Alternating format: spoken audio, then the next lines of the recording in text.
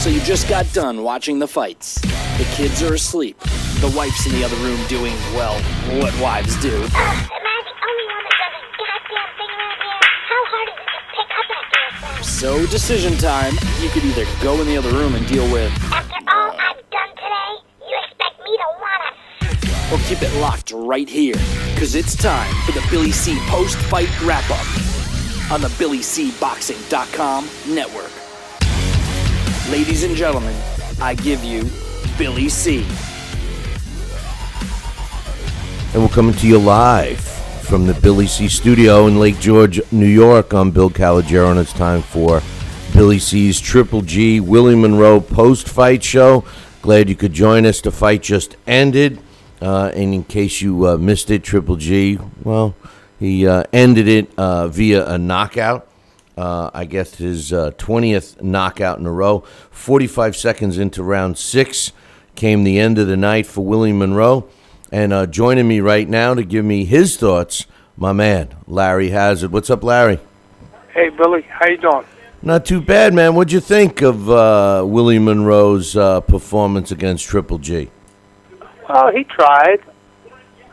Monroe tried, but it was another predictable night as far as Triple G is concerned. Willie had his moments. He had a few good moments there. As a matter of fact, I gave him, I think it was the third or fourth round. I gave him the round that Harold Letterman gave him. Yeah, me too. That was the fourth round. Fourth round. Yeah, after So after hitting the deck twice, I didn't think he was going to get out of that second round. To be honest with you. Well, I didn't think so either. But he managed to get through, and he came back. He tried. He gave a legitimate effort towards it, but I didn't think that he was going to win the fight. This guy Triple G, he's the superstar on the horizon in boxing. Certainly, he's not perfect. There was only one perfect fighter that we know of in the history of boxing. That was Sugar Ray Robinson. But this guy is really the real deal, and I like to see him now step up his game. But he's doing what's required. He's doing exactly what's required of a good, if not the term great fighter. He's beating everybody that they put in front of him, and he's ducking nobody. He's not running away from anybody. And when he comes to fight. And that's what boxing fans want to see. And these are the types of fighters and the types of fights that keeps boxing fans happy and brings new fans to the sport. So these are the guys that I really have a great deal of confidence in. You know, your Triple G,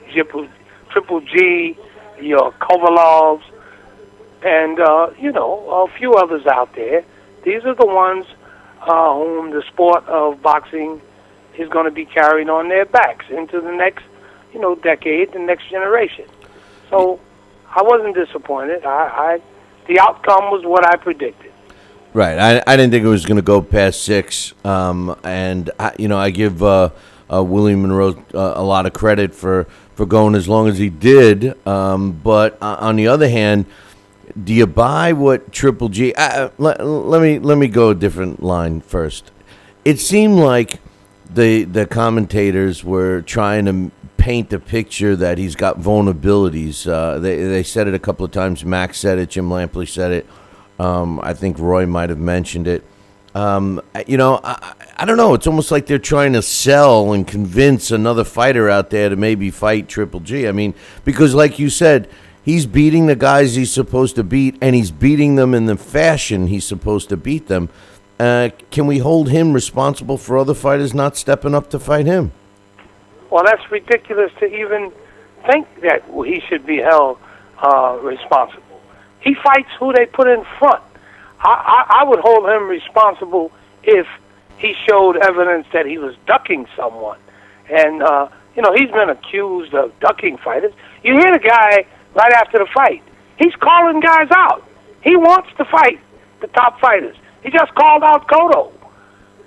he's not running from anybody. So they don't have to make up excuses for Triple G. I think what they sometimes have a tendency of doing is covering their own asses on the telecast just in case something happens. They build a guy up to be Superman, and then if he shows, look, he's not a perfect fighter. Like I said, there's only, in the history of the sport of boxing, there's only been one perfect fighter that we know of, and that was Sugar Ray Robinson. So they all have vulnerabilities, including Triple G, including Kovalov, all of them. They all have vulnerabilities. But the only thing that we can expect from these guys is that they fight the best that's out there, and they continue to beat everybody that's put in front of them, as long as they're not ducking anyone. So you can't ask for any more than that. And they've demonstrated that they're not afraid to fight the best that's out there, and they're calling out the best. So what more do you want? These guys, the commentators, there's no need for them to try to sell anyone. I don't know, maybe that's a marketing tool that they feel is necessary, but I don't think so. And I don't think boxing fans are really looking for that either. I think it is time for a Cotto or, dare I say, even a Mayweather or some big name fight this guy. I mean, they have to. They have to. We're going to be opening up the phone lines, taking a bunch of calls. Before we let you go, Larry, what's your quick thoughts on Roman Gonzalez, Chocolito? He made quick work at Edgar Socha. I was waiting for you to ask that question. Doesn't he remind you of Alexis? I'll tell you what. He's got those earmuffs, and he moves, and he just, he's coming forward, and he throws those nice straight punches and those combinations, and that he looks like a combination of Chavez and Alexis Aguayo, but more like Alexis, though, in his movement. And that was his mentor, and I'm sure that Alexis is proud of him wherever he is looking down on this guy. And I think this was a breakthrough fight on national network, HBO, for this lighter weight fighter. He's exciting, and I really would love to see him again. And I'm sure that boxing fans would love to see him again also. And it just goes to prove that if a fighter is exciting and he comes to fight and he continues to fight the best that's in his weight class, the best that they put in front of him, if he continues to perform like he performed tonight, that's what boxing fans want to see, and his popularity is only going to go up. I'd love to see him again. He seems like, a lot of my regular listeners and viewers are always talking about Gonzalez, specifically my man Coach. He's always like, he's got one of the best hooks to the body, and he's always talking about him. And, the funny thing is that he seems to be the best kept secret. I mean, he's 43-0 now with 37 knockouts. And I think a lot of people just saw him for the first time, less than an hour ago, and I think a lot of people have to be impressed with what they saw, and just like you, I think they're turning off their sets, saying, "I want to see this guy again." This is the first time I saw him, believe it or not. This is the first time I saw this kid. I heard of him, right? But the first time I saw him, and he's exciting, man, and he reminds me so much of Alexis Aguayo with a lot of moves of Chavez, but more Alexis, and I want to see him again. He's exciting. Well, I have a feeling HBO is going to keep him on again and again. So, and it looks like HBO is really trying their hardest. I was saying this on the show yesterday. They're really trying their hardest to make sure that we're getting entertaining fights, whether they're mismatches or not. Well, that's yet to be seen. But at least the last couple of broadcasts on HBO at least have been entertaining to a degree where you turn off the set saying, "Wow, that was a great fight." Well, Al Heyman's lighting a fire under all of their asses, and that's what's good. See, the competition is good, and that's what Al Heyman, in my opinion, is doing with his series of fights. the competition is on, and that's great. That's what's good for the sport, and that's what's going to bring new fans to the sport, and that's what's going to keep the renewed interest in boxing and boxing on the minds and conversations of people for years to come. So I think it's great. And hooray for HBO, and hopefully Showtime will get on board with the same thing, and then, we'll have another generation, another decade or so of great fights, and boxing's popularity will soar once again as it did in the years that we were, really used to. So I think it's great. Well, we're definitely heading in the right direction, and Larry, I appreciate you giving us some time tonight for our post-fight show. We look forward to you on Thursday. Okay, Billy, me too. I'll see you on Thursday. I'll talk to you Thursday. All right, brother. Take care. Okay, you too. That's my man, Larry Hazard. He's a boxing Hall of Famer, of course, and also the New Jersey State Athletic Commissioner. And if you're just tuning in, you're tuning into the Billy C. Triple G Willie Monroe post-fight show. Glad you could join us tonight on HBO in case you missed it.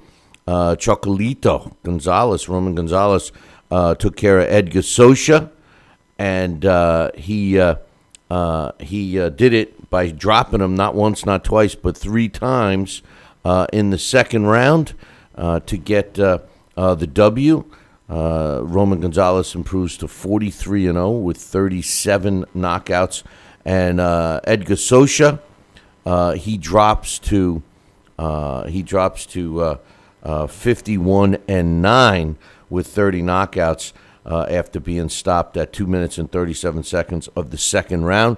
Now, joining me right now, she's ringside in California. We're going to grab her for a couple of minutes. Emily Harney is with us right now. What's up, Em? How's it going? I don't know. How's it going there, man? We just got done watching the fight. It's been a great, exciting night. Unfortunately, it didn't go so well for Team Monroe, but I think we got to give him some credit for going the distance that he did with Golovkin. 6 rounds, nobody was really giving him that distance, and he landed some okay shots here and there on Golovkin. Obviously, he didn't do any damage, but he proved a little bit, I think, to people that he has the potential to really contend in the middleweight division. Not so much with somebody like Gennady, but I think there's some other guys he can really dominate out there. Gennady took a round off in between there, and he got hit a lot. And I think that's something that Gennady needs to watch out for with future fighters, such as Canelo and potentially Andre Ward. I think those are dangerous fights for Gennady if he's going to keep his hands down in the fashion that he did here and there tonight.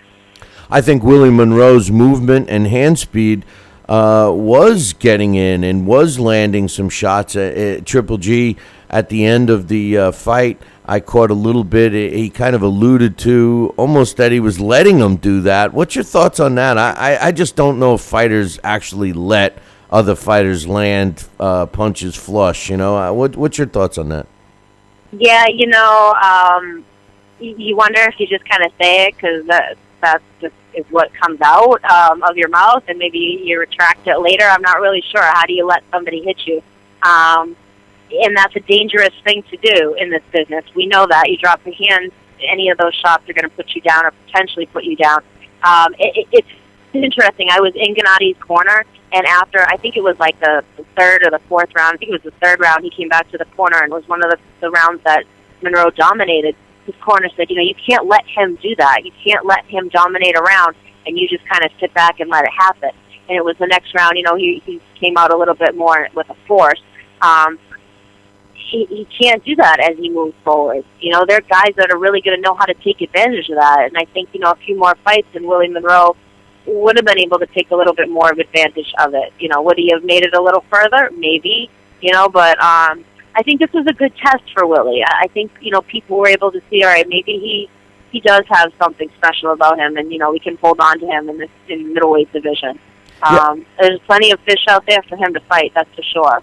I think the stock went up a little bit for Willie Monroe. I know it sounds strange because he was dominated tonight, but I think he showed that, he lasted. I mean, I thought the fight would go 6 rounds. It went 6 rounds.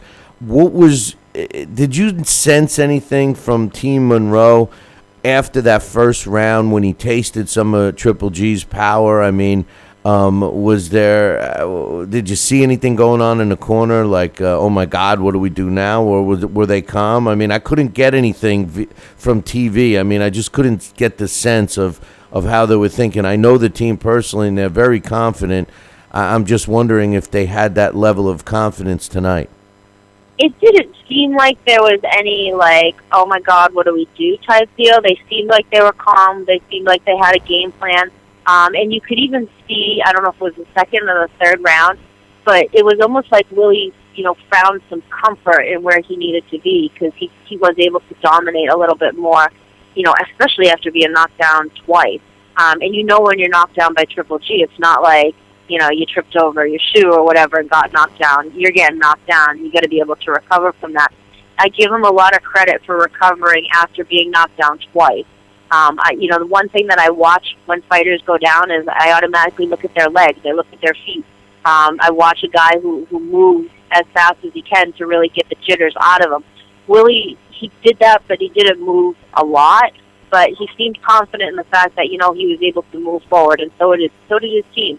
And I actually thought he was going to move forward after this last knockdown, too. I couldn't really hear what the ref was saying to him. I didn't hear his response, but, he was moving around, so I was expecting it to go a little bit further. But, I think the ref made a wise decision. Well, Willie said, I'm done.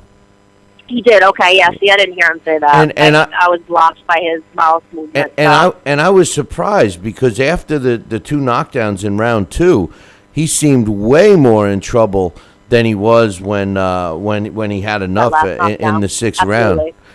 So maybe some of those other blows were taking their toll on him. I know you got to run to the post fight. One quick question: what's your quick thoughts on Chocolito Gonzalez? He made quick work of Ed Gasosha. I like this kid, and I've liked him for a while. I've seen a little bit of him here and there. This is the first time I've seen him fight live, but I really like him, and I think he's got a great future ahead of him. As long as they continue to move him right and keep him in the limelight, I think he can, really make a name for himself. I mean, he already has, but even more so. What's your take on the crowd? It seemed pretty into it and pretty packed from it was. It was an awesome crowd out here. After going to the circus that we saw a couple weeks ago, and it just kind of being like a tennis match of people and people being more excited to see people in the crowd.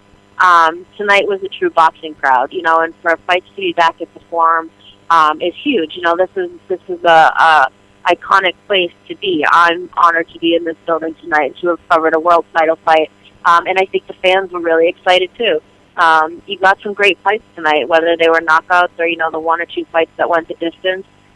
People got their money's worth tonight, that's for sure. And if they spent their money on Mayweather, then they should feel vindicated after this.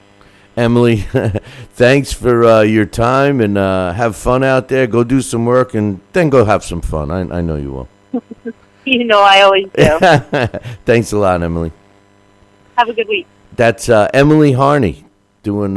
She's ringside. She's shooting for all the best shots. You'll see her on the websites and stuff. All her photos of the fight. She's gave us her thoughts. Phone line is open. What's your thoughts? 845-228-8710. You're listening to Billy C's Triple G, Willie Monroe post-fight show. If you're new to this, we always do a post-fight on significant shows, but better than that. But wait, there's more. We do a daily boxing talk show, 2 hours a day. Check it out, Monday through Friday from 5 to 7 p.m. Eastern Time. It's on the local radio stations. It's on TV, but it's also on the internet right here, www.billycboxing.com. So we got some callers coming in, like this guy, I don't know. What's your name? Where you calling from? Hello, what's your name? Where you calling from? Hey, this is Scott in California, Billy. What's up? Hey, Scott in California. What's going on? What's your thoughts? Well, I want to talk about Triple G, man. The woman that was talking just before I called had said that his corner told him, you don't want to let Willie do that. And I thought in round 4, Golovkin looked gassed. Like he may have hurt himself. You thought he looked like he injured himself, Triple G, in round 4? Yeah, if he hurt himself or if he punched himself out in that second round, putting Willie down a couple of times, but he didn't look like himself Yeah, for at least a round and a half or so. Yeah, I gave that fourth round, like Harold Letterman, I gave that fourth round to Willie Monroe. Did you buy what he was saying after the fight, that he was trying to give him a chance, trying to make a longer fight for the fans? I mean, do you believe when he says that? Mayweather said that a couple of fights ago, and everybody castigated the guy for it. I don't buy it. I think it's a bunch of garbage. I don't think he meant to let Willie hit him. I think there was something wrong, gas, or he hurt himself. So, what's your thoughts of Willie Monroe basically quitting after his knockdown in the sixth round, saying he was done? Do you think he did the right thing? Hard to say. I agreed with what you said a few minutes ago, where he looked like to be in worse shape in the second round after being put down a couple of times. But I don't know. He looked like he was kind of losing it as the rounds went on. It was just kind of getting a methodical beatdown. So I wasn't surprised, but I don't know if it was really the right thing to do. I thought he kind of maybe could have carried on. Where do you think Triple G goes from here? Well, I don't know. I don't think Golden Boy is going to put Canelo in there with him, even if Canelo asks for the fight. That's kind of their golden goose at the moment, and I don't think he's ever going to get Mayweather. That's a fantasy. Maybe Cotto if Cotto gets past Canelo, but other than that, I think he's going to kind of continue to feast on B-level or B-sides and guys without a lot of experience, just because nobody else will step up. That's a shame. It's a shame for him. It's a shame for us because, somewhere along the line, these other upper echelon fighters have to fight this guy. I mean, I can't stand the naysayers blaming Triple. Oh, he hasn't fought anybody. Well, what are you going to do? He's calling people out. They don't want to get in the ring with him. Right. Well, I don't know if you watch Twitter when you do your shows, but I had a number of boxing writers that I follow talking about how vulnerable Triple G looked and how he was exposed by Willie's speed or his movement. And I don't know if that's, like you said earlier, to try to sell Triple G to someone like Canelo or Cotto, or if they're just not watching the same thing we are. Well, I don't know. When people start saying exposed and stuff like that, and I'm looking at, a knockout that took place, in 6 rounds of a fight, to me, that's not being exposed. That's just, doing what you got to do to a level opponent that he should do it to, so. Right. I mean, you can't. Well, I don't think Triple G tonight was his best fight, but I mean, he certainly dominated Monroe, without a doubt, in my mind. Yeah, I thought he controlled the ring. I thought he was able to move around, and I give Willie Monroe a lot of credit for going as far as he did. And if he could, shake out some other fighters to step in with Triple G, hey, that's great for all of us, right? Yeah, absolutely. Yeah, I mean, and all credit to Monroe. I mean, we've seen guys in there with Triple G go down once or twice, like Gil, and then quit, on his feet. And Monroe made it all the way to the 6th round after taking a beating for all 6, or 5 of the 6. Yeah, and I think his stock goes up. I think you see him in higher profile fights, and this isn't going to hurt Willie Monroe. I think Willie Monroe will be a world champion someday. I agree. I just think this fight was too soon for him. Yeah. His lack of experience definitely played a part in that tonight. Scott, I appreciate you calling, my man.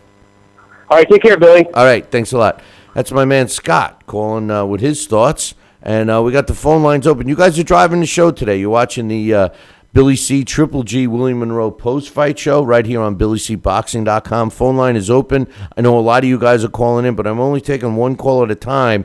So if someone's on the line, don't try to call in because we're taking one caller at a time. So if you tried and you didn't get through, try again. 845-228-8710. Willie Monroe, I think his stock went up. I know that's tough. I mean, he won 1 round on my scorecard, the 4th round. But what I think it showed is, first of all, and even though I'm going to say this, he clearly showed, in my opinion, heart. Okay, even though he kind of packed it in the 6th round, I still think he showed heart. and I still think that his stock went up, even despite losing. But we got someone on the line right now. What's your name? Where you calling from? Destro from New York. How are you? Hey, what's up, man? How you doing? Good. I'm excited, man. Just finished watching the fight. Really excited, man. Triple G, by my likes, he's number one.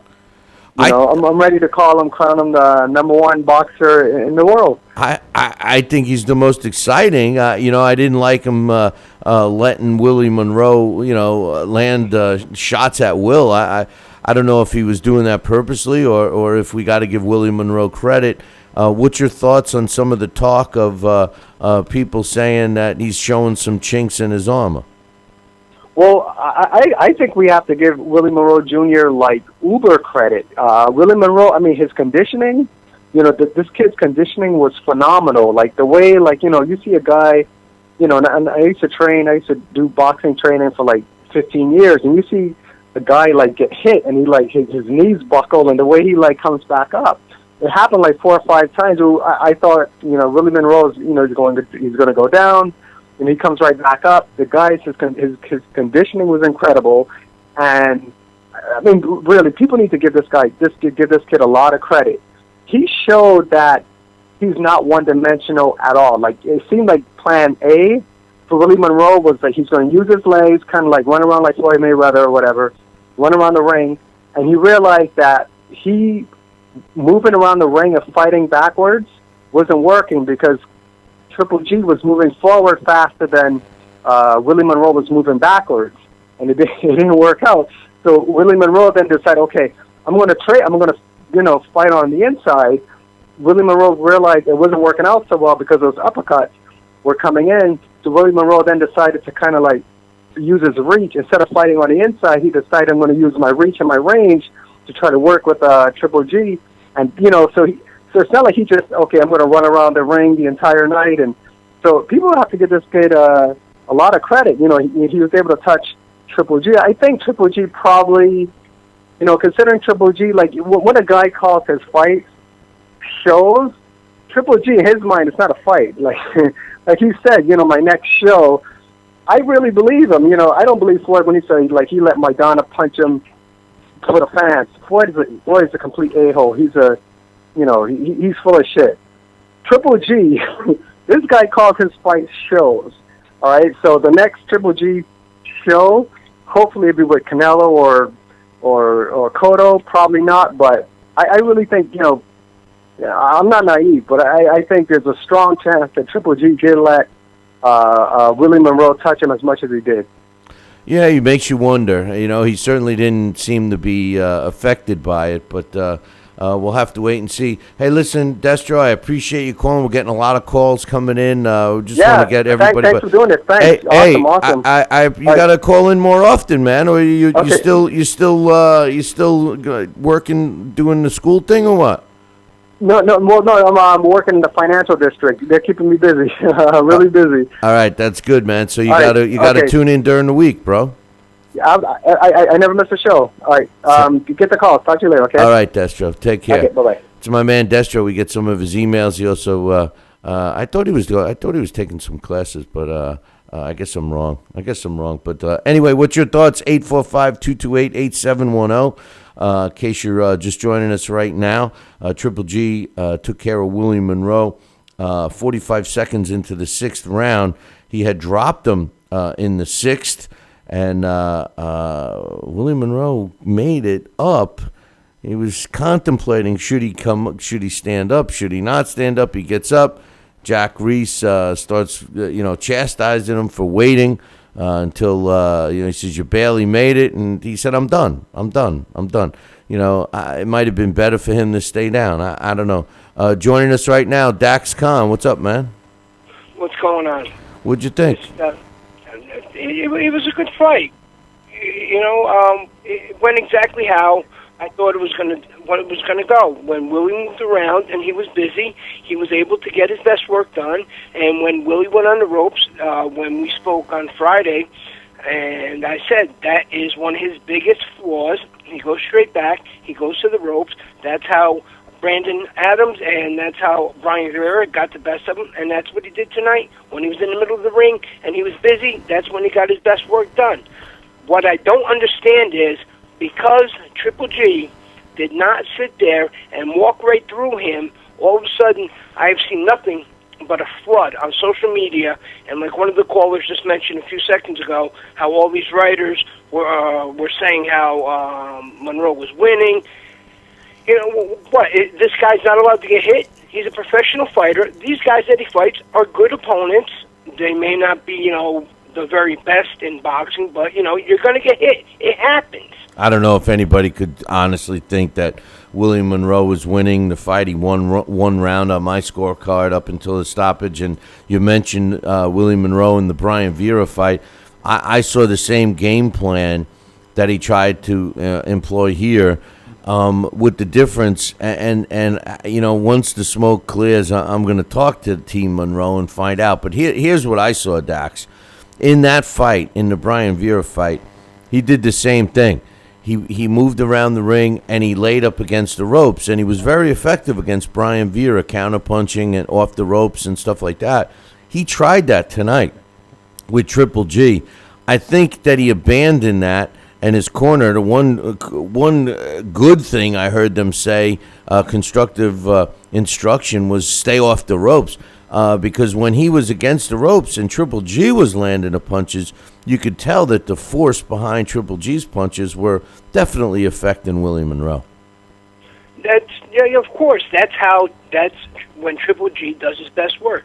Look at all his knockouts. Look at the biggest names that he has beaten in his last fights. We'll just say, we'll take Martin Murray, we'll take Daniel Gill, we'll just use those two guys right there. When they went to the ropes, that's when they got done. Matthew Macklin, as soon as he went to the ropes, that's when he got done. Now we'll take a guy like Gabriel Rosado. Gabriel Rosado, who is not, at that level, but Gabriel's a busy fighter, and he's a tough kid. He was able to land his shots in the middle of the ring. Nobody ever claimed Triple G was fast. Triple G and his team never said they were fast. That's why he has that whole, they say that Mexican style, because he's really not a fast fighter, so he has to make up for it somehow. That's why he keeps his guard high. He's going to get hit like that. You know what? Winky Wright. Do you remember Winky Wright's defense? It was that high defense like that. Winky used to get hit a lot on the gloves, but, they didn't do the damage. Triple G, as we stated before, he looks like he's taking more punishment than what he actually is. And so there's all these exposures and these flaws that these people are seeing. They're pointing them out, but they're not pointing out the good things. The footwork, the cutting off, the driving Willie Monroe back to the ropes, and so it's a no-win situation. And Willie did actually a good job. You're right on the money where Willie took the fight too soon. Maybe down the road when Willie was able to have some fights at a higher level, not so much in the terms of the championship level, so to speak, but more exposure on something like HBO against lesser fighters, where he can become a little bit more accustomed to that type of atmosphere, and he can relax a little more. He'd have been able to move a little bit better.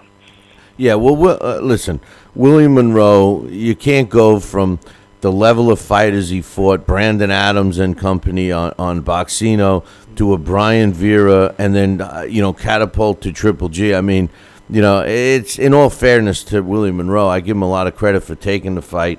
But my question to you, Dax, is where does Willie? We know where Triple G is going to go. Triple G has nowhere else to go but straight up. I mean, he's one of the big stars in the sport today.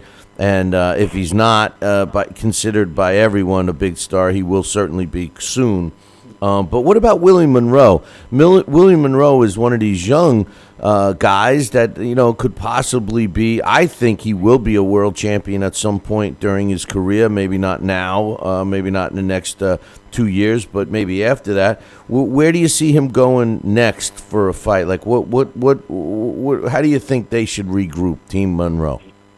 If I was Willie Monroe's team and I was out there trying to get the fights for him, what I would do is I would go looking for guys like a Daniel Gill, who doesn't have that type of power, but he's not faster than Willie is, but he will give Willie a good test. He will let Willie work on a lot of his abilities. I would go after guys like Sam Solomon, who's very awkward. Let him adjust to a guy that's just as awkward as him, but, he's not at his top, but, he will give Willie different types of angles to adjust to. Maybe even a Marco Antonio Rubio, who is a guy that hits harder than people realize. Matter of fact, he hits very hard, and he might not be the most technically sound fighter, but, he would prepare him for these guys, like the Triple Gs, or even, let's say, the Canelo when he moves up, or, like a Cotto who's a pressure fighter. I would bring him along, those guys, the veterans that are on their way out, or, the guys that are not at the top, the B-level fighters, and let him, build right from there and get his overall pro game together. Because I agree, Willie Monroe has all the potential in the world to be a world, all the potential to be a world champion. He would have beaten if Jermaine Taylor, if he was still the IBF champion. That would have been a fight that, I'd have sought after that, because I think Willie Monroe would have beat Jermaine Taylor. Well, how about a guy like what's his name? He's the WBA champ. Jacobs? Yeah, Daniel Jacobs. I went blank there for a second. Thanks for kicking me in the head. But yeah, Daniel Jacobs. I think that's a great fight. I think he beats Jacobs. Tell you the truth. I do too. Yeah, that is a very that's a very good matchup right there. When you look at Daniel Jacobs, his resume and his level of competition, there's really nobody on there that's much better than anybody Willie Monroe's ever fought. I think with the exception of Trual, who's probably Daniel Jacobs' best opponent to date. Daniel Jacobs just a few years ago was fighting guys like E.J. Smith, who is a blown-up junior middleweight. So that's a very winnable fight. I think Monroe is faster than he is. Monroe, he probably he has enough pop in him, to keep Jacobs off. Jacobs has a high KO percentage, but look at the quality of opponents they're against. Oh, no, I know. Hey, before we take some other callers, give us your thoughts on Chocolito Gonzalez. Man, did he make quick work of Ed Gasosha? That kid's a superstar. I think I don't know if we talked off air or whatever, but I said, I was just as excited for that fight as I was the Triple G fight. If not a little bit more excited, because we were getting a chance, to finally see him. I've seen some of his fights before on streams, but, a good thing about him is the fact that boxing always has had this bad habit of not giving the attention to the little guys, because, we've always wanted the big guys because we always craved the knockouts. Yet these little guys, they perform the knockouts, and they give a fast pace all the time. There's no such thing as a dull flyweight or super flyweight about, because, it's nonstop. Now, you get a guy like Roman Gonzalez, he can really put that on the map. Roman Gonzalez, he's great for boxing. He's got the power, he's got the skill, and he caught a lot of attention tonight. So, that was nothing but a win-win situation right there. He's the type of kid that, I can probably see, give him another 2 or 3 years, and he's going to rank up there, with some of the all-time flyweights, that we've had. I was talking to somebody earlier today, and he could be like this era's Jimmy Wilde or something like that. Dax, right now he's 43-0 with 37 knockouts. I mean, theoretically, the guy's only 7 fights away from 50-0. We're assuming that Floyd's going to retire at 50-0. His record might not be there too much longer after he retires if Gonzalez keeps going the way he is. And you know what? I don't see Gonzalez slowing down whatsoever. And, his opponent tonight was, a quality opponent. Edgar Sosa is no walkover. Rocky Fuentes, no walkover. Over in Japan, where these smaller guys are really, they like those smaller fighters more over there. And, he's beaten a lot of good fighters over there that, the American audience hasn't seen and they may not know much of. And he's done it all sensationally. So this kid is, is good for the sport, and I would love to see him back on HBO again. I agree, man, and hopefully that's their plan. Hopefully they're going to be, it seems like we talked about earlier in the week, it seems like, they're focusing on exciting matchups, and we've gotten it. So hopefully. The one last thing, Bill, that I've seen, and you've heard this, and we've all we've spoken about it before, is the Andre Ward and Triple G matchup. Everybody is the same thing that Triple G needs to face Andre Ward to prove himself. He's in that same situation that Floyd Mayweather gets constantly put in. Every time Floyd beats somebody, they're always looking for this guy that's going to beat him because Floyd is slipping. Triple G tonight, they seen flaws in him. If Andre Ward's the guy that's going to beat him. Matter of fact, when it comes to Floyd, Triple G's the guy that's going to beat him. Why can't boxing fans just leave it alone and just let these guys do their job?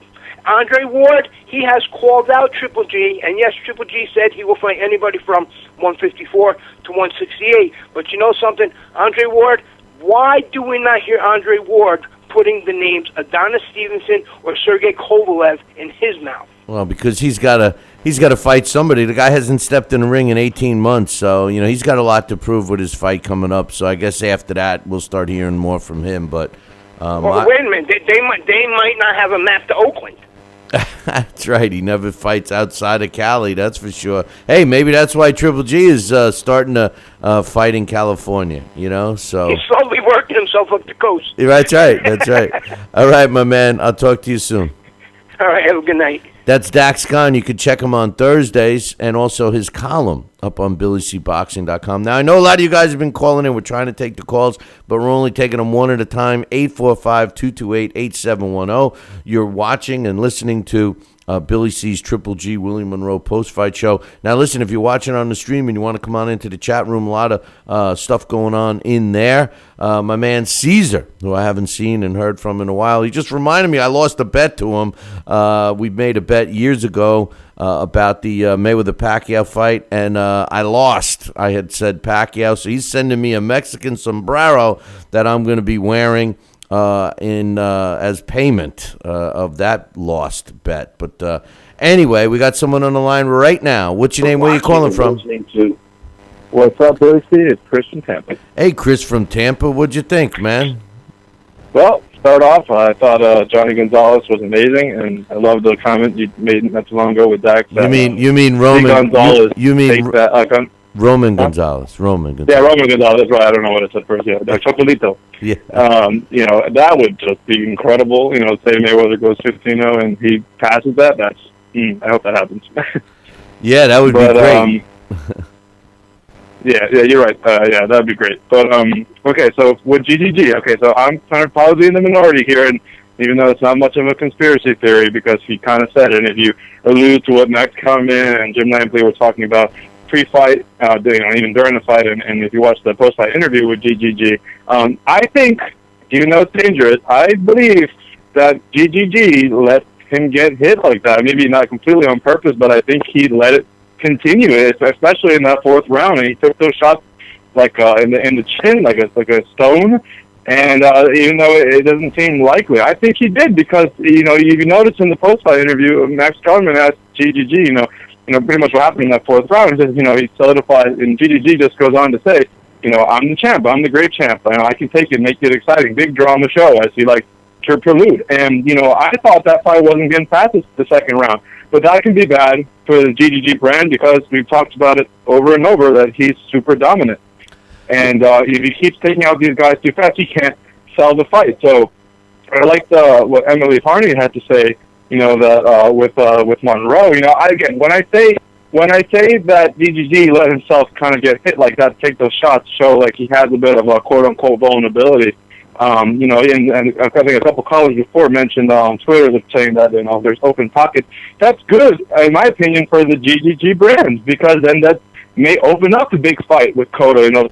Finding these other fighters that claim to be the best, when I believe Gennady is the true champ, to step in the ring and fight him. And then here's the thing: Gennady will not let that what I believe he did in the Monroe fight today, letting himself take some big shots. He won't do that. He won't take that risk in the mega fight. But he had to kind of sell himself a little bit. That listen, I'm not invincible. I get cut, and if you noticed that he had a little swollen over the left eye, I believe. I'm human. I can be shot. I can be hit. But I don't think he'd ever risk that in a future fight against Cotto or Canelo or Mayweather. Well, listen, first of all, Willie Monroe tried to use the ring. It was a big ring, tried to outbox him, and Triple G showed him very quickly that he knows how to cut the ring off and he knows how to, control the action. That's number one. Number two, after the second round, I think Triple G realized that he could destroy Willie Monroe with his power, and he had, at that point, felt that he had taken the biggest punch that Willie Monroe could deliver. Then he got careless, and he just went in for the kill. That's what I think happened. I think he forgot about defense. After that second round, you didn't see him doing anything in terms of defense. He wasn't trying to avoid a punch. He wasn't trying to move his head. He wasn't trying to do anything. And I think that's his interpretation, or that's his explanation, I should say, of why he says, "Oh, I let somebody hit me." I don't think he's letting somebody hit him. I think that he just abandoned his defense. Willie got in a couple of shots, and that was the end of that. I agree with you that he's fighting a Cotto or somebody else. He's not taking any chances. Definitely, but and I agree with you to an extent. But the reason I say he kind of let it is because if you watch that second round, and I can't wait to watch the replay of this so I can analyze it a little further. But if you watch the second round, it's amazing Monroe survived that at all. I mean, the time Monroe hit the canvas again, I think there was about 47 or 48 seconds left in that round. And GGG, let's just put it this way, right? If you were to rate his offense, Gennady Golovkin's offense is a 10 out of 10. I mean, he's brilliant. He's hands of stone. He's incredible, right? He made, with the fight skeptics were saying, Willie's movement and the southpaw looked like nothing. Looked like a regular opponent, because Willie's good, and I like Willie Monroe. But he made it seem like that wasn't a disadvantage at all to Golovkin. He cuts that ring like no other, which is a great advantage over any kind of style. And I think we learned a little bit about Willie Monroe. I think Max Charlton, I thought, was on the money tonight. I think in this fight, Willie learned, he likes to proclaim saying that he's better outside, a Cubano boxer type style. Actually fought pretty well in the pocket. That's a little bit more of a strength that Willie may have to realize in the future bout. I like Willie Monroe. I just don't believe his skill was good enough for GGG, and that was proven tonight. Exactly. But, it's possible. Your explanation, it's possible. But I think GGG let it happen a little bit. Just let the defense go. It's true, he didn't have it, but I think subconsciously, I can't read his mind, but I believe he kind of let it go so it seems a little bit more exciting. And now that the skeptics of GGG, guys who call him triple dock and stuff like that will say, "Oh, look, he's exposed." Good. Let him think that, because then we'll get the bigger fight with Cotto. And like I said before, he's not going to let that happen. That's not going to slide when the big championship fight, the unification fight, is in the near future. That ain't going to happen. No way. Well, Golovkin is the best thing for boxing right now, and he puts a smile on my face every time he speaks, every time he's in the ring, anytime he does anything. He's a great. I agree with you. He's the best thing for boxing right now. As far as opponents, I think that Cotto is going to be forced to fight him, and he might not even fight him. He might end up getting stripped by the WBC. You watch. All of those things are lined up right now. He won some interim belt. He was wearing all the WBC hat and T-shirt and everything else. That was his least title. I'm talking about Triple G. So and Cotto's the guy. So we'll see what happens in June with Cotto's fight, and we can go from there. But Chris from Tampa, originally from New Jersey, where it really counts. I appreciate the call. I look forward to you calling in next week, my man. Yeah, definitely. And just a quick shout-out to my uncle, Tio Jaramillo, from listening in Dominican Republic. He's the one who got me into boxing, as I mentioned before, and I told him to listen in, and he is right now. So shout-out Dominican Republic, shout-out Ecuador, and hopefully I get to see you in that sombrero. Have a good night, Billy C. Hey, you see, I pay up bets. Caesar pops out of nowhere, and he reminds me of that we made a bet years ago, but he's right, and I lost. So, hey, hombre, right? So I'll do what I got to do. All right, brother. Take care. Have a good night. That's my man, Chris from Tampa. He had a great time with us in St. Simon's Island. A lot of you guys are trying to call in. I am only taking one at a time, so be patient. Phone line is open. Well, I spoke too soon. We will have somebody on the line. Right now we got somebody on the line. What's your name? Where are you calling from? I am Cesar Hernandez calling from San Luis Potosí, Mexico. How you doing, What's Billy? up, brother? How you doing, man? I'm glad you called. Your call to remind me that I lost a bet to you, so that's nice. That's nice. I'll take the call. So that's good, man. What'd you think of the fight? Actually, I loved it, man. It was an awesome display by Chocolatito, and Triple G did exactly what he was supposed to do, and you can't expect more than that. Now, I really want to see Triple G against some other middleweights, but of course he will not get the big names, but he can get probably somebody like Lemieux, David Lemieux. I think that would be a great fight for the fight fans and for boxing. It's two guys that love to bang, they can box, and I think it's just a perfect ingredient for a great fight. You know, you're right. Lemieux, the winner of Nadam Lemieux, most likely will be Triple G's next opponent, I would think. I can't see Cotto fighting him. Cotto's going to try. You know, he just signed that big deal with Rock Nation. You know, he's got a fight in June. You know, he's got this thing about him wanting to call all the shots and no sanctioning body's going to call the shots for me, blah, blah, blah. So I just don't think he's too keen on jumping in the ring with Triple G. The guy that I think will is Saul Canelo Alvarez. That's what I love about that kid. He's not afraid to fight anybody. But like one of the callers said, you know, Oscar may not be too quick to throw him in the ring with Triple G right now. I think Triple G's the odd man out. He's like Kovalev. You know, nobody wants to fight him. He's too much of a risk. He's a big name, and you can make money against him. But none of the big guys. I mean, you look at the middleweight division. Who's going to fight him, really? Well, you know, that's the catch-22 right now, because the guy is drawing now and is getting very popular, but nobody wants to take that big risk. Boxing, as you and I know, it's become a big business, money-making business. And if you can make your money without taking the risk, a lot of boxers will do it. As far as Oscar De La Hoya and Canelo, Oscar De La Hoya put, I think it was like last week or the week before, he said that Canelo will not get in the ring with Triple G until 2 years from now, a year and a half or 2 years. Now, tonight, which was I found pretty interesting, when Triple G stopped his interview once it ended, Canelo tweeted in Spanish, of course. He put a huevo. Basically, the translation is, let's get it on. That's what he's saying. Yeah. But, you know, the guys that call the shots are Golden Boy. Yeah. And without their approval, Canelo will not jump. But think of it this way, all right? And trust me, I know the business of boxing. You know, really a guy like Canelo, what does he have to lose? Even if he loses the fight, his value's not going down. He's 23 years old, 24 years old. You know, he's proving his MO is that he fights the best. And you know, as is the case with all the great Mexican fighters, they've all had losses. You know, they don't harp on a loss. They get better. And I think Canelo got better from his loss to Mayweather. You know, so I'm not saying he got better to beat Triple G, but, you know, it is a big fight. It is a pay-per-view fight. And, you know, somebody big has to fight Triple G. We got to have it, you know. So, I think he's a guy that's willing to step in. I think you'll see that fight before 2 years. I think you will. You know, I think we'll get it sometime next year. I think you see Canelo against Cotto, and then the winner of that fight against Triple G.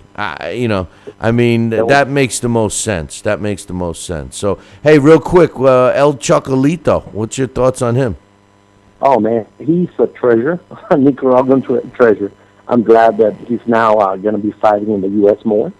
He needed the exposure. I've been following his career for a while.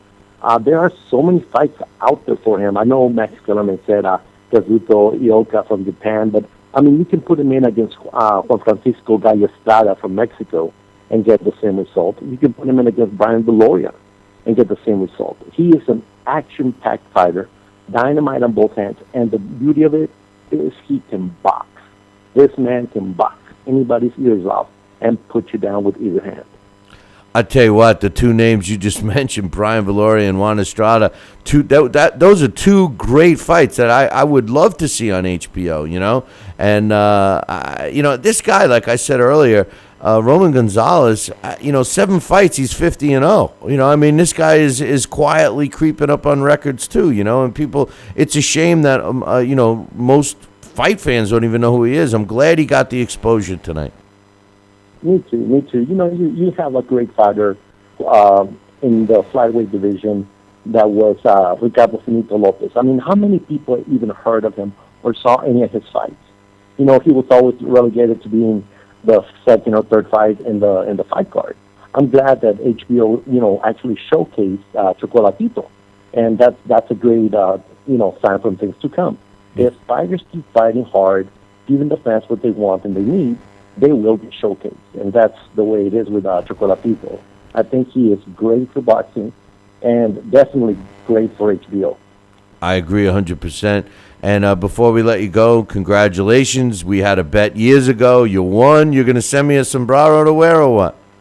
Oh, yes, sir. I'm down here in Mexico for business right now, but I'm going to pick one up tomorrow, and I will send it to you, and I want to see you on it. You will. It's going to be fun, and thank you for honoring the bet. Listen, man, I always pay up my bets, and no matter what, until you mentioned it in the chat room, I was like, oh, that's right, I did bet you. I remember we had the bet, and remember the fight almost was announced once before, and then it fell apart, and then I totally forgot about it till you reminded me. But you're right, and I'll wear the hat. Don't worry. Thank you, man. Thank you. Well, hey, man, always a pleasure talking to you. Thank you for having me on, and hope to talk to you soon. All right, my man. Thanks for calling in.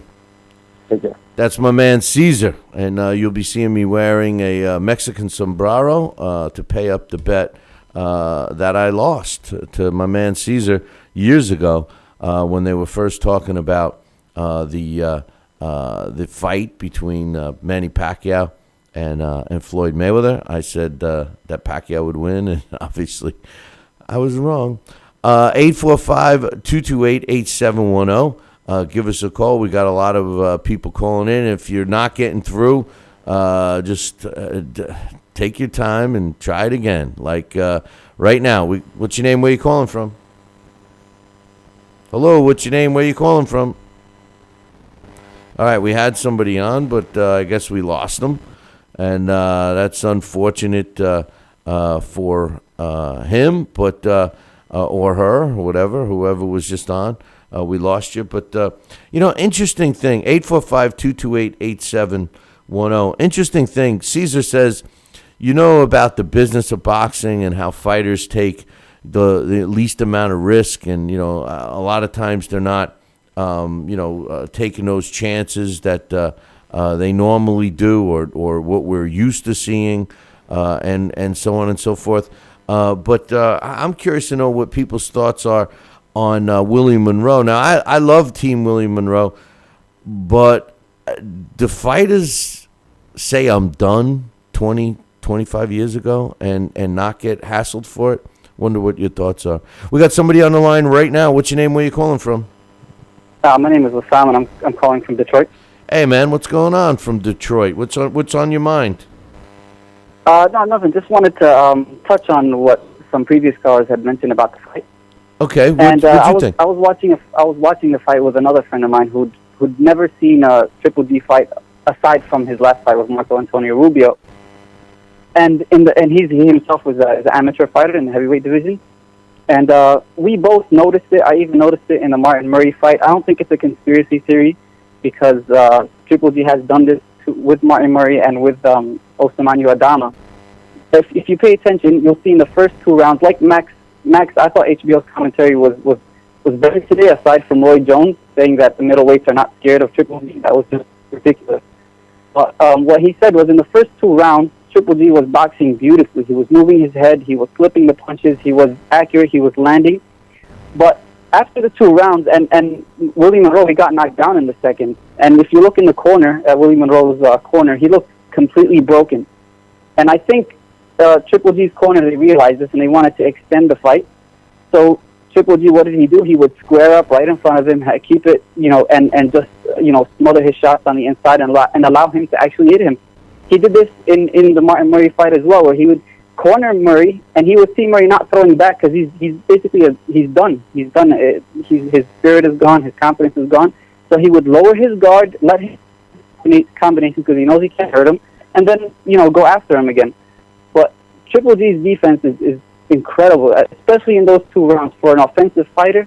Probably the best I've seen since. I mean, Roman Gonzalez is pretty equal in that sense as well. probably the best I've seen maybe since Roberto Duran. And it was just amazing to make a fighter of Willie Monroe's caliber quit like he did.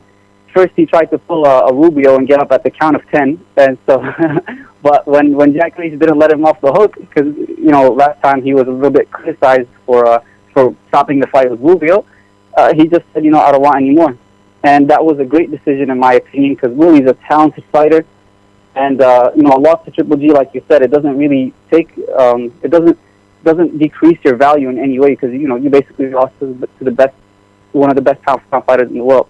And the punishment he was taking was not worth, going any extra rounds like Murray's corner was put enough to do. I agree with you about Triple G's defense. We were talking about it all week on the show. And, he's got subtle moves that people don't notice. First of all, he's got great head movement, and he deflects punches and just rolls with punches just slightly enough where they don't do any damage. And I agree, after the second round, after he knew that Willie couldn't hurt him and that he, pretty much inflicted all that damage on Willie Monroe in the second round, and Willie Monroe didn't even have the wherewithal to hold and clinch and try to keep Triple G off him. I think he abandoned the defense, but I just don't want to believe that any fighter will let a fighter hit him square because it's a mistake. You never know what can happen. I've seen it happen many times where a fighter comes back to the corner and the trainers are saying, "Listen, you need to get rounds in, kid.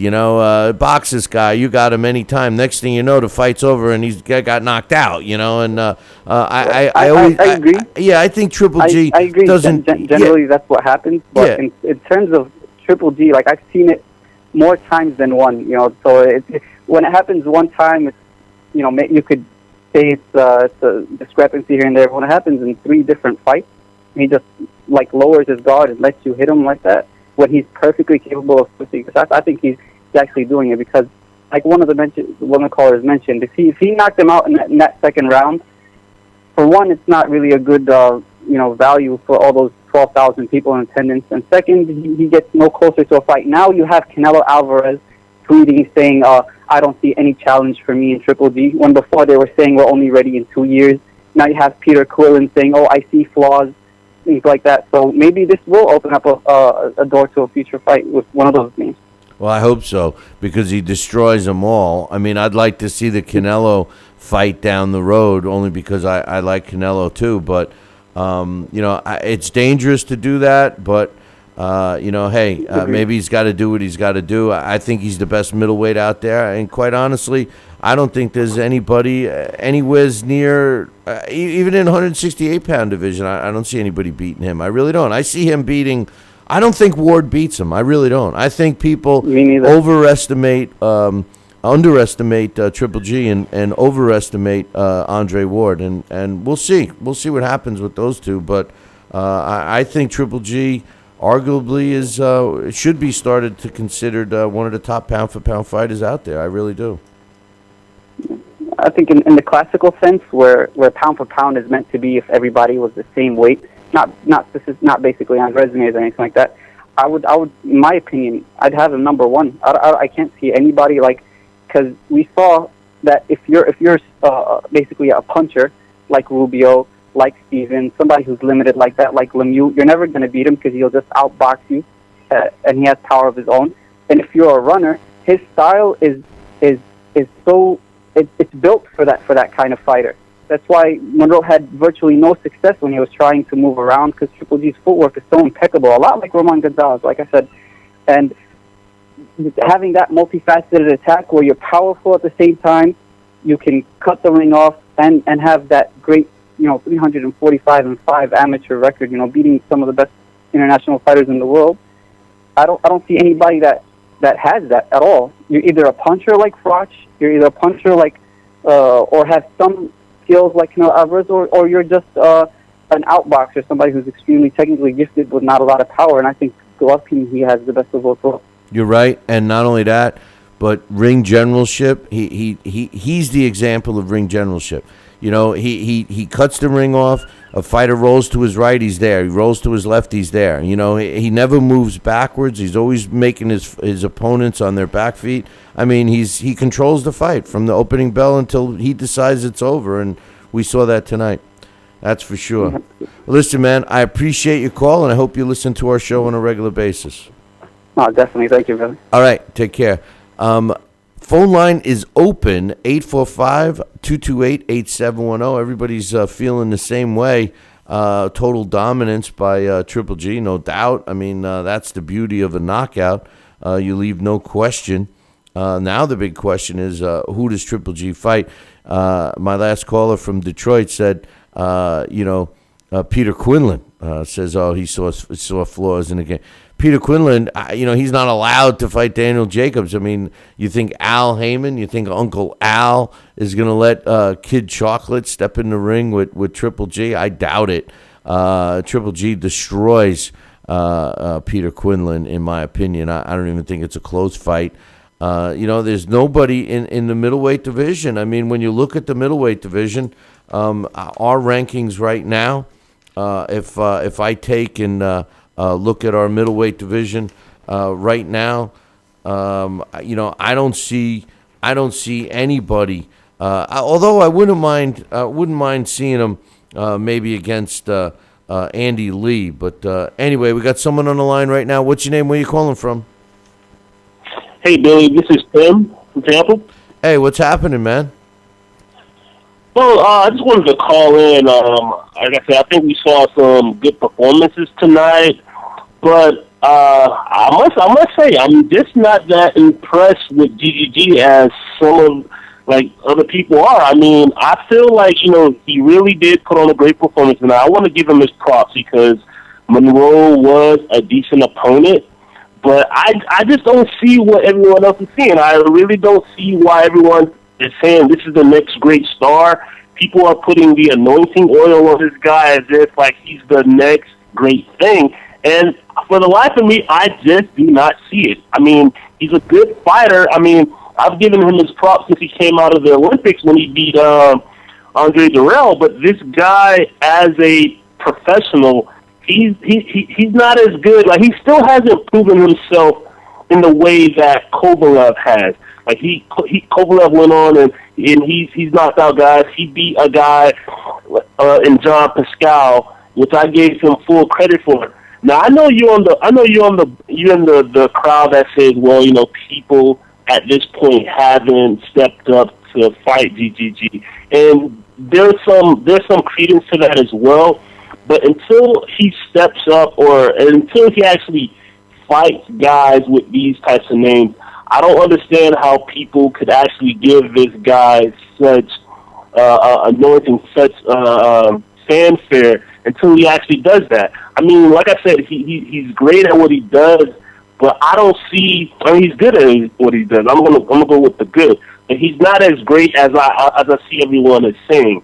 I'm looking forward to him fighting a guy like Canelo. I think that would be a great fight. Even though Canelo's a 54-pounder, I'm looking forward to seeing him fight even a guy like Lara, who Lawrence called him out over a year now. I know you said you haven't heard that, but Lawrence has called this guy out over a year now, and that's a fight that I wanted to see. Not Willie Monroe, who's claiming boxeo cubano. He's not a real boxeo cubano, so I really wanted to see him fight a guy, Lara.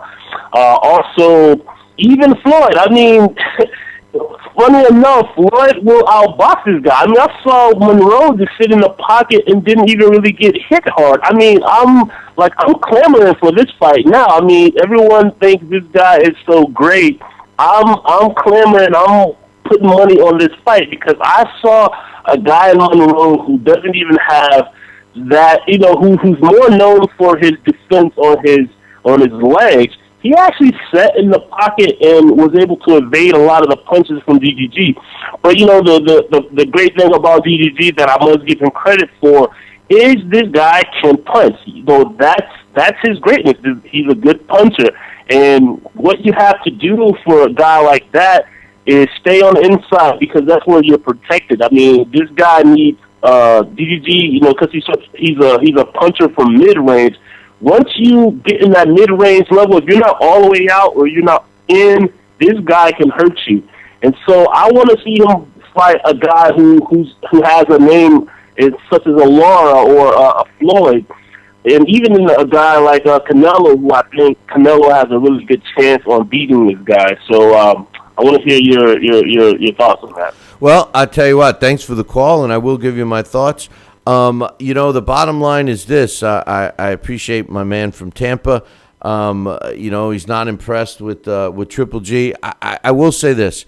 He made some great points about Kovalev, but Kovalev had Jean Pascal and Bernard Hopkins to step up and give Kovalev the opportunity to prove his worth. Triple G does not. Although my man mentioned guys like Ursulandi Lara and Canelo Alvarez, I agree. I would love to see those fights.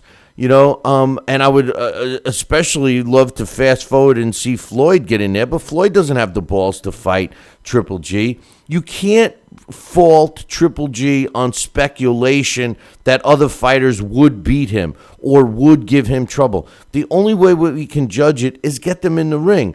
I think Willie Monroe showed us that he was able to move around a little bit. He lasted 6 rounds, but this isn't a guy just because he was able to last 6 rounds. Do you think Triple G? I don't know. I don't know. Listen, you can't on speculation. You can't guess. You have to figure and base your opinions on what is available. And, when I look at the middleweight division, I don't see a guy in the middleweight division that can beat Triple G. My man from Tampa that just called, in the junior middleweight division, Ursulandi Lara and Canelo Alvarez, okay. Demetrius Andrade, okay. Those are big names for each other, let alone Triple G. Fine. All I could say is, don't blame Triple G for not fighting those guys if they're not willing to fight Triple G. And I still haven't heard Ursulandi Lara call out Triple G. He keeps saying it. He said that a couple of times. But Alex Papali's on the line. What's up, brother? Billy C, man, what a night, huh? We did. I had a feeling we were going to get two real brutal knockouts, and that's exactly what we got. Here's the thing, Alex. You're on the cusp of the show, and you pay attention to the opinions and stuff, and a lot of times you'll get this, oh, that's not a fight, that's just two brutal guys, slugging it out, the barroom brawl, the sweet science argument when the Floyd fans are trying to make us drink the Kool-Aid that what he does is the sweet science and what Triple G did tonight is not. I disagree. I think what Triple G did, with the exception of appearing to let Willie Monroe nail him with some shots, I think what he does is the sweet science. He's controlling the action in the ring. He's dictating where his opponent is, how his opponent's throwing punches. He's landing punches. He's in a position to throw more. What's your thoughts on what you witnessed tonight from Triple G? He's just an absolute destroyer. That's the overpowering image you get from him, and I think that's why he's going to be. He continues to put asses in seats because people want to see that. That's why they're comparing him to Tyson, and I think that's an appropriate comparison because when Triple G fights, you're guaranteed to see somebody get hurt. Somebody's going to the hospital. There's something about that I think a lot of what we're hearing lately, especially, we're living in an era where the best fighter, the best American boxer, and the best boxer pound for pound is more of a stylist, not a destroyer. But the sport has always had both. Golovkin, and you're right, Golovkin uses, he has a lot of boxing savvy. Although I think what's being talked about in the chat room is right. What Louis is saying is, I don't know, he's hittable. I'm not sure. I think Monroe did a lot better than I thought he was going to do. I thought that 4th round was fascinating. Was Triple G taking a break? Was he hurt? As Emily was saying, was he sort of punched out, or like she said, maybe taking a break? I don't know, because I just watched it again with the sound down while I'm listening to the show here, and it does look as if Monroe. There's no doubt about it. He landed that. He won the round, as you said. That was the only round he won. But he did, and he did land quite a few blows. He never really hurt Golovkin, but it's strange because it almost seemed as if Golovkin was kind of like, every time he hit him, he did kind of wave him on. So it was almost like, was he tired, or did he sort of just let him, like, yeah, go ahead, hit me? I'm a little surprised. That was a strange round because, but otherwise, I mean, it was just the usual we see, the big drama show. I can't believe I just used that. Big drama show. I give fans what I want. Big drama show. But I don't know. I can't believe I used that. I don't know. I don't know, man. I find that hard to believe that a fighter will let somebody hit them. It makes no sense. It's a mistake. Not focusing on defense, going totally offense. I could see that if they have no respect and feel that the fighter can't hurt them.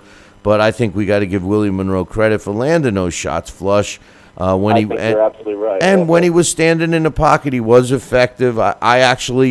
I'll admit, I started thinking to myself, that's what Floyd would have to do. Stand in the pocket, use his hand speed, and then get out of harm's way. Throw 4, 5, 6 punches, then roll away, But the other thing is Triple G, he's moving forward all the time. He's one step ahead of his opponents all the time. He's a good fighter. He's a great fighter. He really is. I mean, I can't stand that people are holding it against him that other fighters aren't fighting him. I just don't get it. I don't get it. Hey, what's your thoughts on Willie Monroe after getting battered in the second round, where he wasn't seemingly not knowing enough to hold on? And I quite honestly didn't think he was going to get out of that round at all.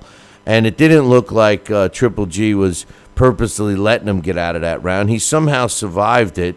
Round 3 was close. I still gave it to Triple G. Round 4, I gave to Willie Monroe. And then 2 rounds later, he says, I'm done, and he doesn't want to continue. What's your thoughts? I mean, are we as boxing fans, I mean, MMA, I hate to use it, but they have the tap out. Nobody ever criticizes an MMA fighter for tapping out and losing. But in boxing, up until I'm asking you now, we've been very critical of fighters who seemingly quit. Is Willie Monroe going to get a lot of slack for basically quitting? I hope he doesn't. But I think there are people in the sport that do still have that kind of a mentality that, you should go out on your shield. I think we know what happens in the long term and the short term when you do that. Of course, that's, you love when you see it. I mean, just recently was the anniversary of Corrales Castillo. So yeah, of course, there's so many celebrated wars where that happens. I think in this occasion, you have a fighter like Willie Monroe who has a future ahead of him, a potential future. He's got a chance to make more decent fights. He's still, I mean, to go from Boxino champion to Triple G, it was kind of a leap into the world stage, into the top 10. So I think for that he did a tremendous account for himself, and I do think that he chose self-preservation rather than suicide. I mean, he had already, by getting through the second round was already enough of a victory, I thought. Then he had a great fourth. You're right. I think that was the thing about it, was that's why he changed the course of the round. He caught Triple G. He caught him coming in. So and I think like that's what Louis was saying in the chat room, is that you can catch this guy. He's not, unhittable, but he takes a great shot. So there's things he does. The other thing, his offense is incredible. Not only, like you're saying, the pressure, it's unrelenting, but there's also the punches are coming from strange, corkscrewing angles from above and below. He's dangerous. He's a lot. He's a lot for anybody to be reckoned with. I think it's unfortunate he's not going to get a chance at the middleweight title, but at the same time, what the hell? I think he should just collect some middleweight scalps. I mean, there's other guys, Toriano Johnson, I think that would be a good fight. I think if Lemieux beats Indam, which I think he will, Lemieux Golovkin's a good fight. There's a few decent fights for him before you get to a Cotto or a Canelo Cotto winner. Because, Bill, don't you think that if it's at all possible, if Cotto beats Gil easily, don't you think he's going to want to try to fight Mayweather? I think that's a logical fight. We were talking about that the other night. Mayweather would want that fight. What are you kidding? That's his easiest route to a middleweight title. But don't forget Andy Lee. Andy Lee might be a guy that's another one, yeah. That pops into Triple G as well. Listen, about that would be a fun. We're living in a fun middleweight time. If you have that, if you have.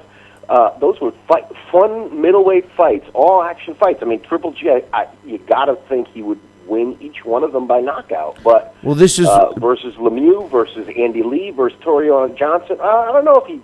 Well, I don't know. Toriano Johnson is tough. I thought he definitely beat Curtis Stevens. I'd like to see that fight. I wouldn't mind if that's next. It's like we were talking about with the PBC series. That's the damper.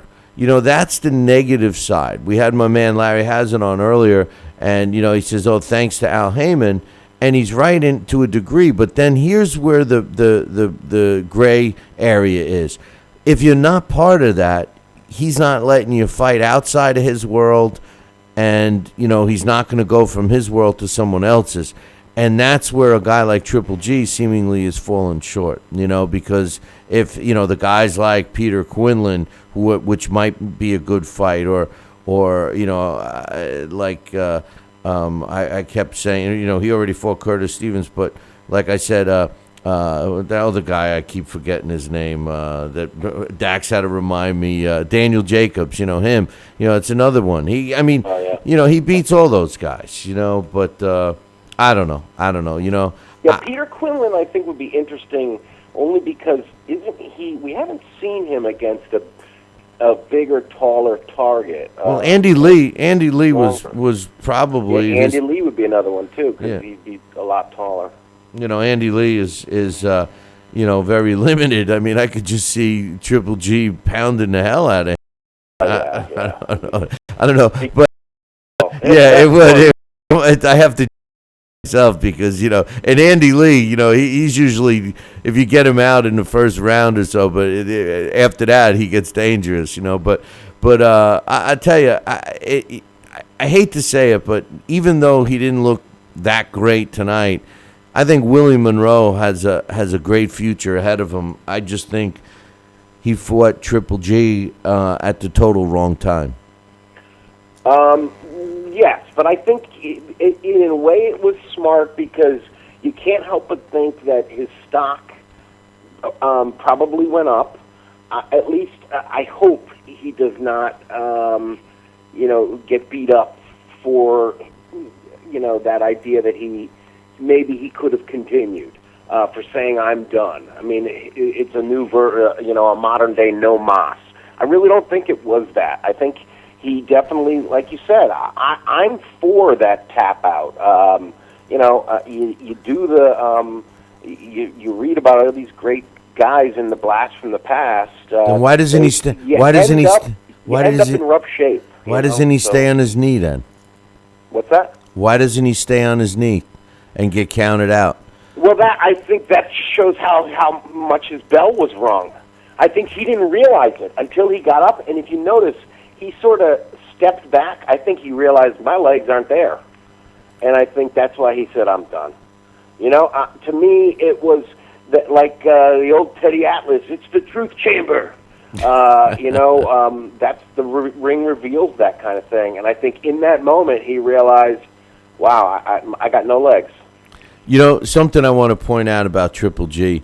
I hate the naysayers that make him seem one-dimensional, but you want to know the truth? Triple G never shows the same attack against all of his opponents. And at first you might be looking at me funny, but think about it.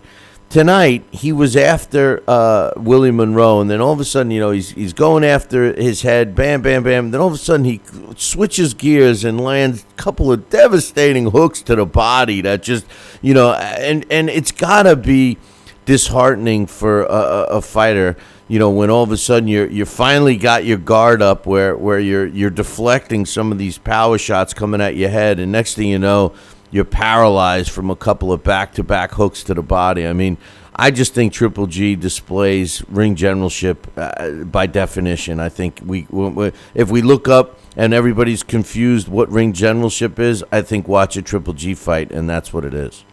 Yeah, I mean, he's cutting the ring off. It's unbelievable the way he does just close in on a guy.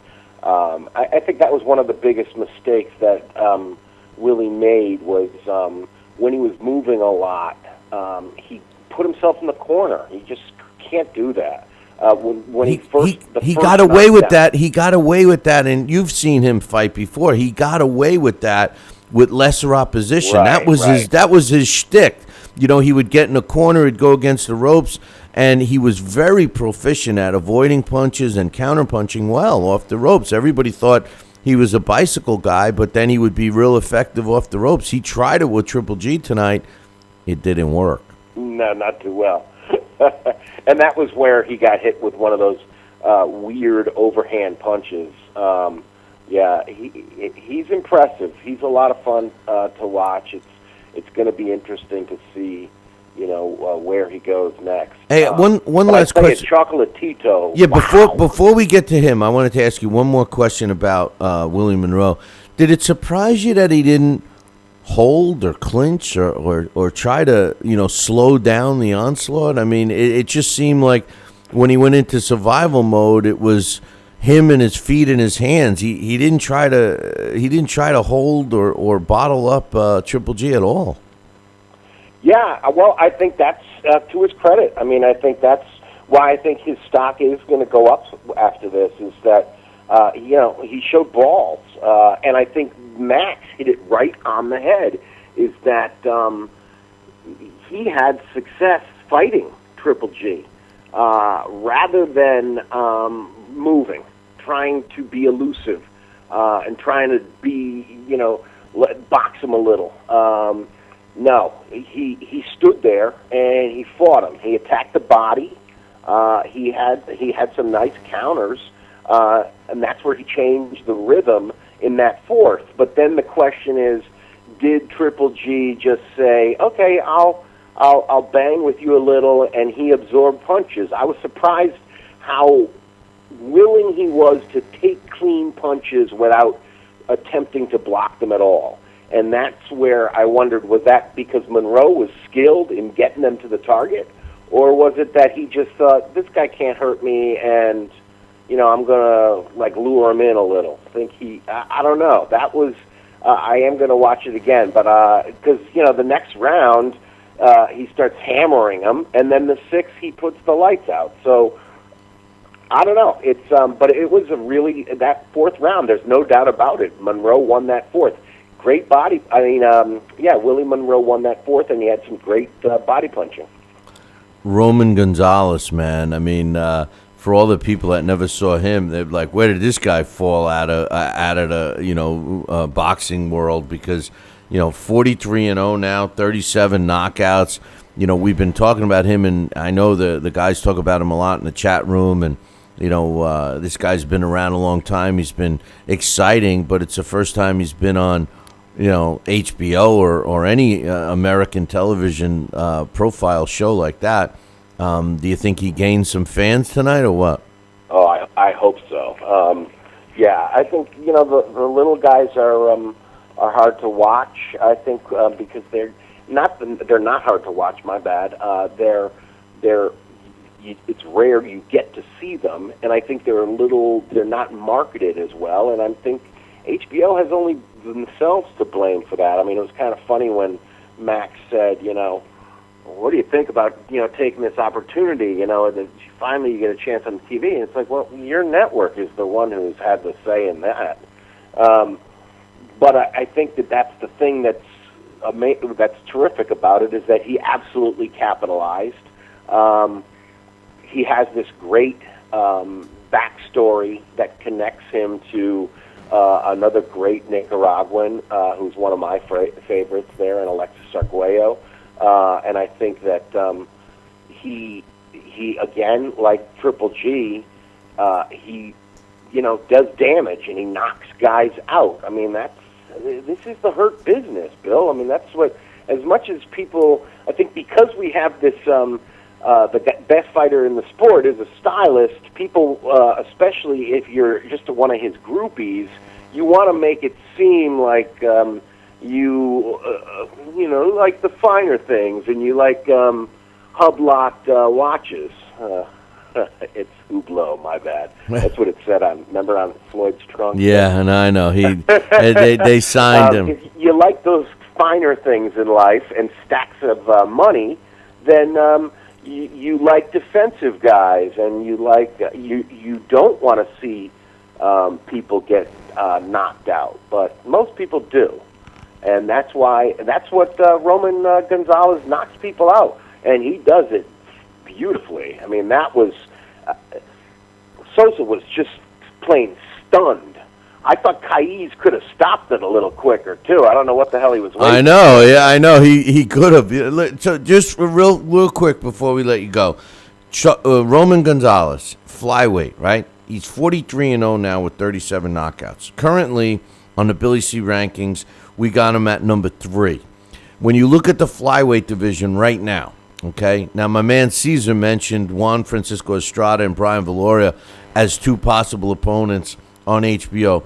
Both rock'em sock'em guys. I mean, either one would be great fights. Then you go down the list, and when you start looking at this flyweight division, a division nobody looks at, Alex, check out the names in this division, okay? We just saw Roman Gonzalez. He's ranked at number 3. Above him, Juan Francisco Estrada, like I said, Brian Valoria. Below him, Juan Carlos Revco. Ahmet Ruingrung, who's another exciting fighter. Edgar Socha was ranked at number 7. Then we still have Giovanni Segura, who's an exciting fighter. I love watching him. And don't forget Rocky Fuentes and Ricardo Nunez, all in the top 10 potential opponents for Chocolito. I mean, I think we're going to see some great stuff from this guy on HBO. What do you think? Absolutely, and that's the thing that's amazing here, is that it's just. I mean, I think it's just the nature of the sport that the heavier weight classes are the more glamorous divisions. Any one of those fights will be a thriller. They're all flyweight bouts. The Valoria bout, would be a lot. I'd love to see that one.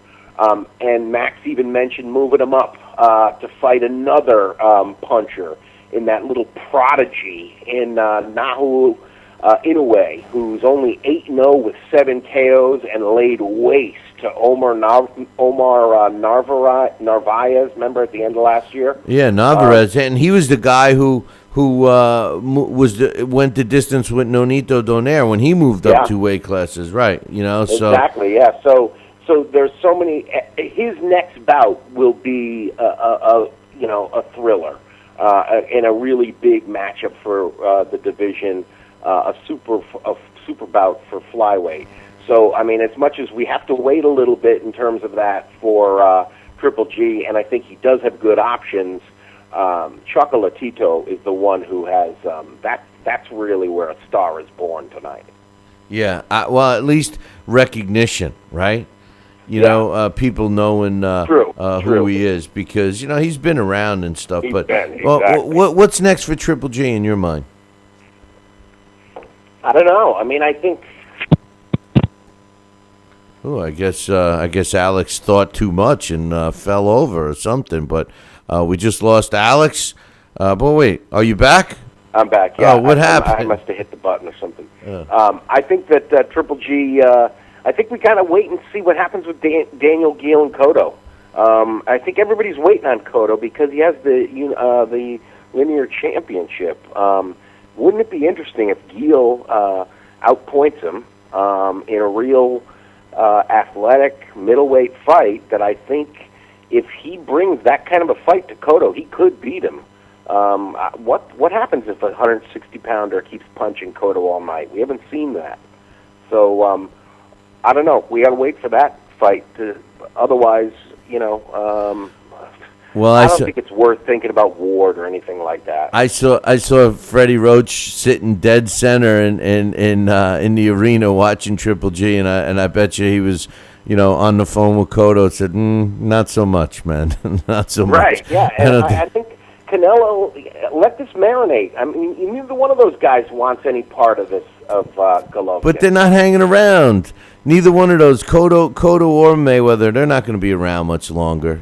So it's Canelo. Canelo's going to be the guy that fights Triple G. What we could hope for is that Cotto fights Canelo, and then Canelo wins and then fights Triple G. And I have a feeling Canelo would fight Triple G anyway. Just the way he is. That's what I love about that kid.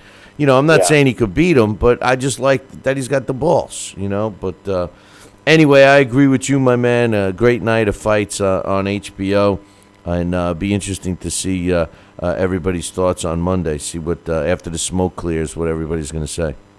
Absolutely. Billy C., enjoy the rest of your weekend. All right, my man. We'll talk to you later. That's my man, Alex. You can catch him doing the Blast from the Past with us. And if you're just new to this, if you stumbled across our post-fight show, I do a daily boxing talk show. It's called Talking Boxing with Billy C. We air live from 5 to 7 p.m. Eastern Time on BillyCBoxing.com. You can also check your local radio dial. We're on radio stations throughout the United States and Canada, and also on TV. But if you'd like to catch us on YouTube, there is a YouTube version of our show. It's up on www.youtube.com/talkinboxing. That's TALKINBOXING. And you can follow us on Twitter at Talkin' Boxing, TALKINBOXING. Listen, just a reminder to all my regular Talking Boxing with Billy C viewers and listeners, we are not doing a live show on Monday, but we'll be back on Tuesday from 5 to 7 p.m. But all the premium podcast subscribers, well, you're going to get a special podcast on Monday, so be looking forward to that. You'll get a copy of this as well, but you'll be getting something that no one else will be getting. I hope you enjoy it. And for anybody that's not a premium podcast subscriber, it's a great way to support our show. It's $15 a year, and you get every show guaranteed, plus some specials. Hey, listen, I appreciate you guys joining me and everyone that called in, all your comments and concerns about tonight's event on HBO. Triple G beating Willie Monroe via a 6-round stoppage, 45 seconds into the 6th round, to improve to 33-0 with 30 knockouts. Willie Monroe only loses for the second time in his career. He drops to 19-2 with 6 knockouts. And to kick off the show, Roman Gonzalez made quick work of Edgar Socha, stopping him at 2 minutes and 37 seconds of the second round when referee Raul Caez Sr. waved it off after the third knockdown. Gonzalez improves to 43-0 with 37 knockouts. Edgar Socha most likely is going to pack it in and get into training, is what they said. He drops to 51-9 with 30 knockouts. Hey, man, I appreciate you stopping by. And hopefully we'll gain you as a regular Talking Boxing with Billy C listeners. Check out our website for all the info, www.billycboxing.com. Until next time, ciao, baby.